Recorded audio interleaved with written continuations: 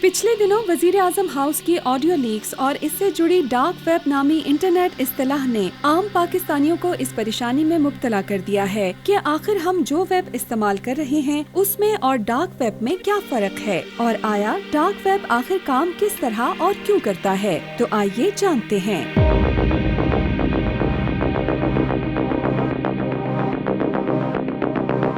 अमूमन पहले मरहले में यूजर्स के लिए मुयस्सर वेब प्लेटफॉर्म्स जिन पर सर्च किया जा सकता है, जैसे गूगल या बिंग वगैरह, सरफेस वेब यानी आसानी से मुयस्सर और महफूज तस्वुर होते हैं। दूसरे मरहले में वो वेबसाइट्स जो पासवर्ड्स ओरिएंटेड होती हैं, जैसे बैंक अकाउंट्स या सरकारी वेबसाइट्स, वहाँ तक बगैर पासवर्ड्स या कोड्स के पहुँचा नहीं जा सकता। वो वेब की दूसरी कैटेगरी यानी डीप वेब तस्वुर किए जाते हैं।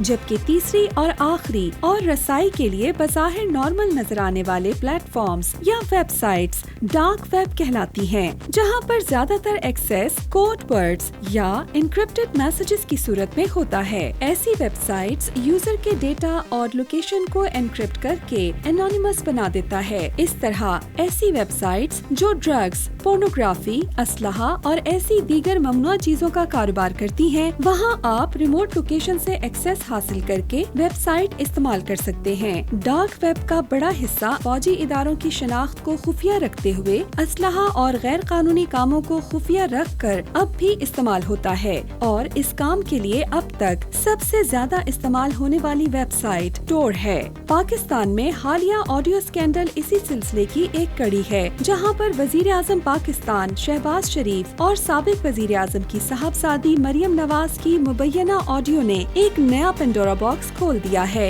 जिसकी मुकम्मल रिकॉर्डिंग डार्क वेब की मुख्तलिफ साइट्स पर बिडिंग के लिए मौजूद है, और 35 लाख डॉलर्स की खतीर रकम के एवज वो कोई भी खरीद सकता है। हुकूमत को इस स्कैंडल के बाद मुल्की साइबर सिक्योरिटी और हसास मुकामात की सिक्योरिटी को बेहतर बनाने की जरूरत है, ताकि मुस्तकबिल में जग हसाई से बचा जा सके।